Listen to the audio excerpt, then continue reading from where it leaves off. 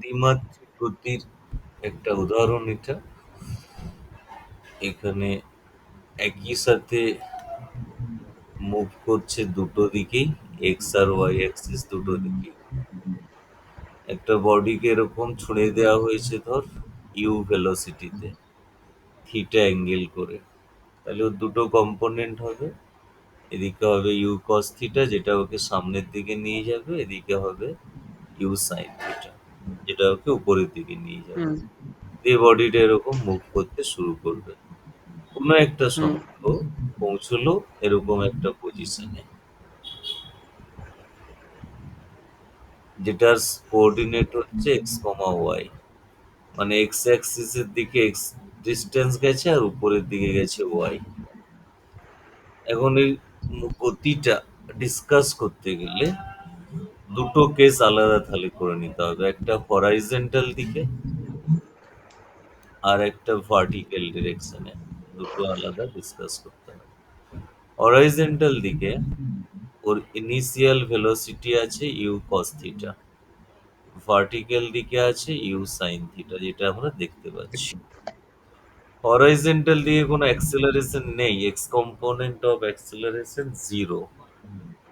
Vertical দিকে acceleration আছে, গ্র্যাভিটির এগেনস্টে যাচ্ছে মাইনাস জি। তাহলে হুম হরাইজন্টাল দিকে ওর মোশনটা হচ্ছে ইউনিফর্ম মোশন, সমবেগে। ইউনিফর্ম মোশন হলে তার সূত্রটা এটা হয়, এস ইকুয়ালস টু ভিটি। তাহলে এস মানে এখানে এক্স ডিস্টেন্স গেছে, থিটা কত, u cos theta into p. Vertical দিকেরটা, এটা কিন্তু অ্যাক্সেলারেশন আছে, তাহলে ওটা অ্যাক্সিলারেটেড মোশনের ফর্মুলা বসবে। অ্যাক্সেলারেট মোশনের ফর্মুলা হচ্ছে s equals to u t plus half a t square. তাহলে সেই ফর্মুলা ফলো করে এগোবো। এখানে ওয়াই দিকে গেছে কত, ভার্টিক্যাল দিকে ওয়াই ডিস্টেন্স, ইনিশিয়াল ভেলোসিটি হচ্ছে u sine theta, acceleration minus g, এইটা হচ্ছে ওয়াই ইকুয়ালস টু। এখান থেকে টি বের করে নেওয়া যাবে, টিটা হচ্ছে x by u cos theta, সেই টিটা এখানে বসিয়ে দেবো। টি এর ভ্যালু হচ্ছে x by u cos theta, এখানেও বসিয়ে দিলাম ইউ কস থিটা তার স্কোয়ার। তাহলে ইউ আর u cancel, sine theta by cos theta কত হয়, tan theta, tan theta tan theta x. এটা কত হবে, g x square by u square cos square theta. এইটা এসে যাবে ওয়াই এর ইকুয়েশন। যে ইকুয়েশনের ফরম্যাট পাওয়া গেছে, এটা একটা প্যারাবোলার ফরম্যাটে এসেছে, তাহলে এটা প্যারাবোলার ইকুয়েশন হবে। তার মানে যে পাথে মুভ করবে এই পুরো বডিটা এরকম একটা প্যারাবোলিক পাথে মুভ করবে, একটা ম্যাক্সিমাম হাইট রিচ করে তারপর আবার নিচে এসে পড়বে। এই ম্যাক্সিমাম হাইটটা কত আর কতটা সামনের দিকে যাচ্ছে, এই দুটো জিনিস আমাদের বের করতে হবে। আমরা যেটা পেলাম y ইকুয়ালস টু, এটাকে বলা হয় প্রজেক্টাইলের ইকুয়েশন অফ পাথ। কি ইকুয়েশনে যাচ্ছে দেখলাম, প্যারাবোলিক পাথে যাচ্ছে। এরপর আমাদেরকে এটার উপরে বেস করেই প্রুভ করতে হবে বাকিগুলো। বাকিগুলো বলতে যখন এইভাবে মুভ করছে কতটা টাইম লাগছে ওর পুরোটার জন্য আর কতটা ম্যাক্সিমাম হাইট যাচ্ছে। প্রথমে হুম টাইমটা বের করে নেব। ওই যে ইকুয়েশন পেয়েছিলাম সেকেন্ড ইকুয়েশনটা, সেটার থেকেই টাইম খুব সহজে বেরিয়ে যাবে। ওয়াইটাকে জিরো করে দিই, দিয়ে এখানে টিটা কমন নিয়ে নিই। তাহলে টি ইকুয়ালস টু জিরোতে একবার ওয়াই জিরো, দুটো সলিউশন বেরোচ্ছে। আর একবার এই পার্টটাকে জিরো করলে t equals to two u sine theta by g আসছে, তখন আরেকবার ওয়াইটা জিরো। তাহলে দুটো সলিউশনে একটা বুঝতে পারছি, শুরুতেই একবার ওয়াই জিরো ছিল, আর একবার হুম পুরো পাথটা কাভার করে আবার একবার ওয়াইটা জিরো হচ্ছে। হুম সেটা করতে যে টাইম লাগে তাকে আমরা বলবো টোটাল টাইম অফ ফ্লাইট, কতক্ষণ ধরে ও ফ্লাই করছে। সেটা পেলাম 2u sin θ/g। এটা টোটাল টাইম অফ ফ্লাইট। এই টাইমের ধরে ফ্লাই করতে গিয়ে কতটা ম্যাক্সিমাম হাইট রিচ করলো, এইচটা কত হলো, সেইটা কোন ইকুয়েশন থেকে পাবো? না সেটা পাবো এই ফর্মুলা চালিয়ে দেবো। ভিটা কত? ম্যাক্সিমাম হাইটে ভার্টিক্যাল দিকের ভেলোসিটিটা 0 হয়ে যায়। হরাইজন্টাল দিকে ভেলোসিটি যা ছিল পরেও তাই থাকবে ইউ কস থিটা। কিন্তু ভার্টিক্যাল দিকে 0 হয়ে গেছে বলেই আর উপর দিকে যাচ্ছে না, নাহলে আরো উপরের দিকে যেত। হুম। নাহলে আরো যেত। ভার্টিক্যাল দিকে আগে কত ছিল? শুরুতে ইউ সাইন থিটা, এটা আচ্ছা। আমরা লিখেছিলাম। তাহলে এখান থেকেই ফর্মুলা পেয়ে যাচ্ছি, এইচ ইকুয়ালস টু আসবে u square sine square theta by 2g। এটা হচ্ছে ম্যাক্সিমাম হাইটের ফর্মুলা। এই কনসেপ্টটা মাথায় রাখতে হবে, ম্যাক্সিমাম হাইট মানে সেখানে কোনো ভার্টিক্যাল ভেলোসিটি নেই, রিং নেই, আর থাকলে এটা সেটা উপরে আরো উঠতো। পুরোটাই হরাইজন্টাল। থাকলে সামনের আরো দিকে উপরে উঠতো। যাওয়াটা আর কোনোভাবেই কমছে না, কারণ সামনের হুম। দিকে যাচ্ছে কে? কে নিয়ে যাচ্ছে ওকে? সামনের দিকে নিয়ে যাচ্ছে হরাইজন্টাল ভেলোসিটি। হয়। হ্যাঁ। সেদিকে কোনো ওকে আটকাচ্ছে না কেউ, কোনো অ্যাক্সেলারেশনও নেই, কোনো রিটার্ডেশনও নেই, ত্বরণ মন্দন কিছুই নেই সামনের দিকে যাওয়ার। সেটা সবসময় ওর ভেলোসিটি আছে ইউ কস থিটা। তাহলে হুম। সামনের দিকে কতটা যাবে তাকে রেঞ্জ বলে, রেঞ্জ। রেঞ্জ কত হবে? সামনের দিকে যাওয়ার ভেলোসিটি ইনটু টাইম, যতক্ষণ টাইম ধরে যাচ্ছে, টাইমটা একটু আগেই বের করলাম এইটা। হুম। তাহলে u square 2 sine theta cos theta by g. 2 sine theta cos theta মানে সাইন 2 থিটা। এইটা হয়ে গেল রেঞ্জের ফর্মুলা। রেঞ্জ তাহলে এসে গেল u square sine 2 theta by g. রেঞ্জটাকে আরো একভাবে লেখা যায়, এটার থেকেই দেখতে পাচ্ছি ইউ কস থিটা মানে এক্স উপাংশটা, ভেলোসিটির এক্স কম্পোনেন্ট, আর ইউ সাইন থিটা মানে ওয়াই কম্পোনেন্ট। রেঞ্জকে আমরা এভাবেও লিখতে পারি। আর এটা ফর্মুলাটা। এই রেঞ্জের ব্যাপারে একটু মজার ব্যাপার আছে। কি মজার ব্যাপার? না রেঞ্জটাকে আমরা চাইলে আরো কিছু ওর মধ্যে ম্যাজিক দেখাতে পারি। সাইন 180 মাইনাস 2 থিটা কত হবে? সাইন 180 মাইনাস 2 থিটা সাইন 2 থিটাই হবে, যেটুকু হ্যাঁ, আমরা সাইন থিটা। শিখেছি। হুম, হুম, হুম। হ্যাঁ, সেকেন্ড হ্যাঁ, হ্যাঁ, ওই কোয়াড্রেন্ট কোয়াড্রেন্ট, সাইন কোয়াড্রেন্টই থাকছে, সাইনের কোয়াড্রেন্টই থাকছে। মানে 2 ইন্টু 90 মাইনাস থিটা। এটা বিশাল ম্যাজিক হয়ে গেল। সেটা কি? না থিটা অ্যাঙ্গেলেও যা রেঞ্জ হবে, 90 মাইনাস থিটা অ্যাঙ্গেলেও একই রেঞ্জ হবে। ওটাই তো আমরা করলাম পরপর। মানে এটা দাঁড়ালো বড় একটা আর একটার সাথে যদি এরকম কমপ্লিমেন্টারি অ্যাঙ্গেলে থাকে, রেঞ্জ একই থাকবে। ব্যাপারটা কি? ধরা যাক 30 ডিগ্রি অ্যাঙ্গেলে ছোঁড়া হয়েছে, যা রেঞ্জ হবে 90 মাইনাস 30 মানে 60 ডিগ্রি অ্যাঙ্গেলে ছুঁড়লাম, রেঞ্জটা সেম রেঞ্জ একই হবে। থাকবে।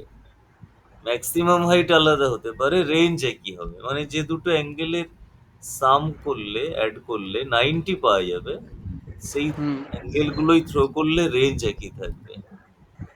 এই হচ্ছে আমাদের ফর্মুলা গুলো প্রজেক্টাইলের। প্রজেক্টাইলের নিয়ে যা যা ফর্মুলা দরকার সেগুলো হচ্ছে এগুলি। এরপর এগুলোকে ধরে অনেক রকমের অঙ্ক হয়। সেই অঙ্কই আমাদের দু চারটে দেখতে হবে পারছি কিনা। ফর্মুলাগুলো মাথায় রেখে অঙ্কগুলো করার চেষ্টা করতে হবে। দেখি এক দুটো পারিস কিনা দেখি। কোথায় গেল? Ground to ground projectile.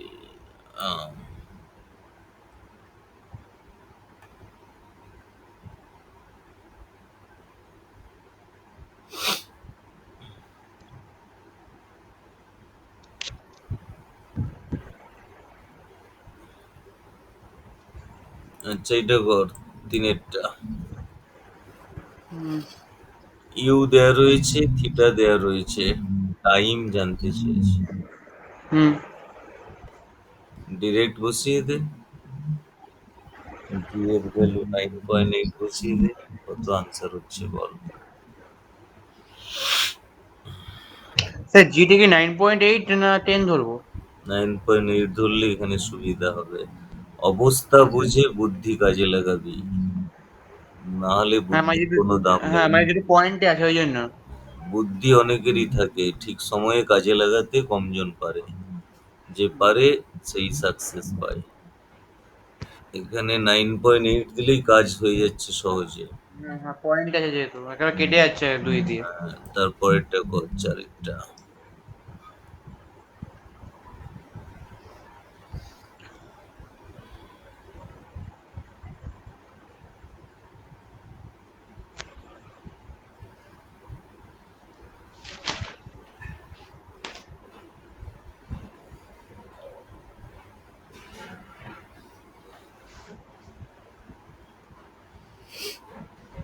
Range একটু আগে বললাম, x component of velocity by y. X component দেখতে পাচ্ছি 5, হুম। Y component 12 by g. এখানে 10 বসা জি। দেখ আনসার হয়ে গেছে, ফটাফট আনসার হবে, কোনো টাইম হুম। লাগে না বেশি। 12 মিটার। হুম, দুয়েরটা কর। টাইম দেয়া রয়েছে, রেঞ্জ দেয়া রয়েছে, ম্যাক্সিমাম হাইট কত হবে? আচ্ছা। আগে রেঞ্জের ফর্মুলায় বসিয়ে, আর টাইমের formula 2u sin theta by g, এই দুটো কাজে লাগিয়ে আমাকে ইউটা বের করে নিতে হবে। টু আচ্ছা। U hmm sine theta by জিটা দেওয়া আছে 10, এটাকে ভেঙে দে, দুটো পার্টে ভেঙে নে। এটা 2u সাইন থিটা একটা হবে, সঙ্গে ইউ কস থিটা একটা হবে, হুম, হবে স্যার। বাই জি। রেঞ্জটা 500 দেওয়া আছে। 2u সাইন থিটা বাই জিটা মানেই কত? 10, বসিয়ে দে। 500, ও আচ্ছা আচ্ছা আচ্ছা। 10, তাহলে ইউ কস থিটা কত আসছে? ইউ কস থিটা বিকজ, 50 আসছে। হ্যাঁ। আচ্ছা, আমাদের ম্যাক্সিমাম হাইট মানে কত? ফর্মুলাটা কি? ম্যাক্সিমাম হাইট হচ্ছে u square sine square theta theta by 2g। By 2g। আচ্ছা, এত কিছুও লাগবে না, বেকার এত খাটলাম। এখান থেকে u sine theta by g কত আসছে? 5। কোনটা স্যার? এই তো এটার থেকে, কি দেখছিস? ইউ সাইন থিটা বাই জি 5 আসছে। এখনো খুঁজে পাসনি? অবস্থা, শুধু রেঞ্জের টাইমের ফর্মুলাটা লেখা আছে, দেখতে পাচ্ছিস না চোখে? তাও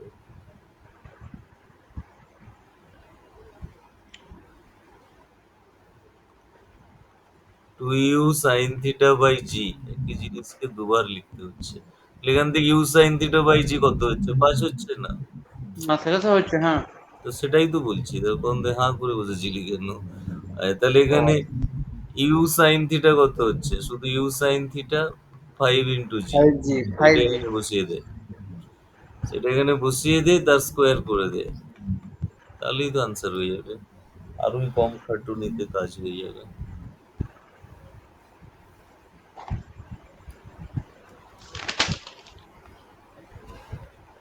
25 জি স্কোয়ার, নিচে একটা জি ইন্টু 2, একটা জি কেটে গেল, একটা জি থাকলো 10, 125 আনসার। ফটাফট ক্যালকুলেশন হবে, এত কি টাইম লাগে?